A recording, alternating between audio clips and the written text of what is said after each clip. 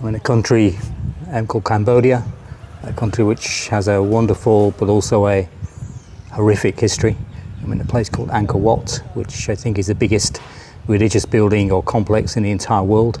Spectacular place to be. So it may be appropriate to talk about different Englishes when it comes to a place called Northern Ireland, a part of the UK or a part of Ireland, depending upon your politics, which has also suffered from a lot of conflict over the years, with several thousand people killed and countless people injured, not just physically but emotionally as well. And a lot of it because of language. Language is very much tied up with identity. And in Northern Ireland, even though I wasn't born there, my mother was, but I've worked there, I've spent a lot of time there. The big conflict was really between Irish and British people, or Catholics and Protestant people. And it became essential, I think, for most people, something in their blood, genetic even, to get to know whether the other person was Catholic or Protestant or somebody else. For me, you may be surprised when I start a conversation with somebody from the north of Ireland. I'm listening for certain words which tells me if that person is Catholic or Protestant. Often within 10 seconds, I know. And I'm not really trying that hard. I mentioned someone from the north of Ireland. I could also have said Northern Ireland. They're two very different terms, often used by people of two communities.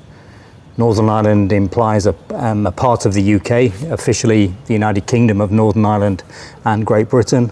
North of Ireland implies this part of the island of Ireland is united or should be united. So it's, one little word like that. Someone says I'm from the north of Ireland, I know where they mean. I know what their religion is. I almost certainly know what their politics is. Say born in Britain, but with mixed parents, one from Manchester, one from just outside Belfast, about 20 miles outside. I was speaking to one guy once, and first time I'd been to Derry. And he said, "Oh, you've never been here before?" And I said, "No." He said, "Where did you say you've never been to?" And I said, "This is my first ever trip to Derry. I really like it. The Derry people are wonderful." And he said, "One more time, where are we now?" And I said, I was about to say Derry, and I realised this guy was from a British perspective. British people there would call the city or the area Londonderry. And I said, "I'm very sorry, I should have said to you Londonderry." And he said, "You should, because I don't regard you as British. You were born in Britain. I just think you're disgracing your country. Your king, your queen, it would have been at the time." I certainly wasn't trying to disgrace anybody, but I understood what he meant. He perceived me to be an Englishman, but with a very different political belief than he had. And he may be correct, he may be wrong. In Northern Ireland, sometimes I didn't actually divulge my own beliefs, which were very mixed as well. And again, that meant I had to be very careful with the words I happened to be using at the time. I was in an auction in Belfast once, having a coffee, and I noticed two newspapers. One was the Belfast Telegraph, one was the Ulster Newsletter, I think. This is going back quite a bit. And I suddenly realised, which one do I pick up? One was a British paper, one was an Irish paper. One was pro-Catholic, one was pro-Protestant. So I started to read both of them rather than read nothing. And I don't think anybody really cared, but people would certainly have noticed maybe. So even the media we read tells you where you're from. The name of the school, St. Mark's, is probably Catholic. The principal cultural differences that you get to know in that part of the world, those differences tell you, are you dealing with a Catholic, with a Protestant? And thankfully today, things are not as bad as they used to be. In the past, the actual city of Belfast was segregated by huge walls. The segregation needed at a time because the conflict was so bad. A lot of those walls are now gone, thankfully. The streets had markings, red, white and blue for the British side, green, white and orange, or green, white and gold, I was always told, but that seems to have changed in the language I speak, for the pro-Irish side, or even the anti-British side sometimes, although all the people who the media may perceive to be anti-British were not necessarily anti-British people. They were anti-British government and anti the politics of the north of Ireland at that particular time. And before anybody shouts, yes, you can say Northern Ireland, and often I do say Northern Ireland as well. I try and do it equally. because I feel, again, speaking the language, that's quite important. A lot of times in Northern Ireland, if somebody called me a Brit, it could have been intended as an insult. Although me from England originally, Brits is a word we use quite a lot in a complimentary way. So the language, the same word, could be used differently in different countries. The big one is terrorist.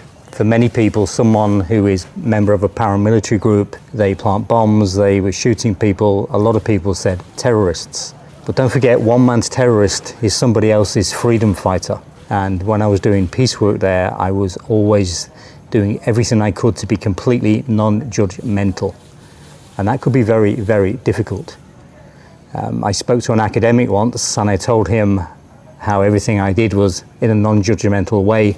I wasn't thinking of the person's background, I was not judging them anyway. And thankfully for me, this academic said, that's wonderful. A lot of people don't realize the importance of trying to be non-judgmental and neutral.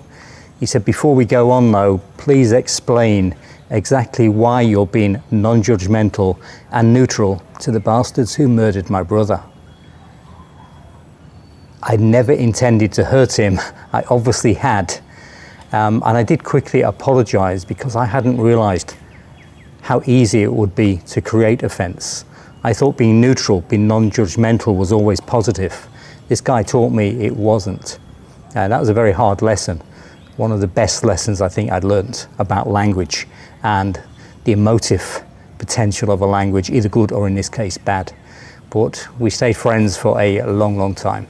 Another guy I used to know, he was imprisoned for a long time. He was purely innocent. And once I was interviewing him and I asked, how do you feel about the British government wasting so many years of your life in prison? And this lovely old guy, no longer with us, first time he ever actually flared at me and he says, what do you mean? Never suggest that part of my life was wasted. Yes, the government gave me an experience he would prefer not to have had, but he said he didn't waste a single moment. It made him the man he was the day I was speaking to him. So again, language, it's very, very emotional. And again, he taught me a lot. And I didn't upset him too much because I was invited to breakfast in his house a few times with his lovely wife as well. And again, because I realized I'd made a mistake, I wasn't focusing on what I was saying, I was focusing on what he was saying.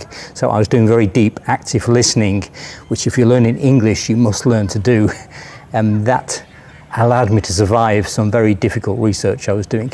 Very emotional research. So that's just a little bit about Northern Ireland. There's lots and lots I could tell you about language in Northern Ireland. If you're really into grammar, as you know, as an English British speaker, I probably said you, meaning you as an individual or you as a group. A lot of people I know in Northern Ireland, if they're speaking to a group, they would say use people with the S, which apparently was used in England several hundred years ago. So it's not new.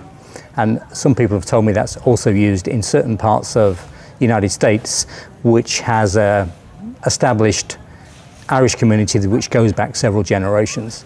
So the use to me makes perfect sense. Somebody from Oxford or Cambridge may say that's the wrong English, it's the wrong grammar. To me, I actually start using it now. If I'm speaking to a group, I too say use.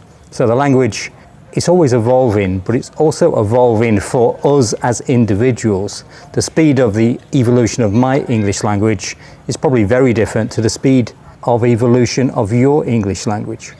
So think about that. The language always evolves. Don't be scared of making mistakes.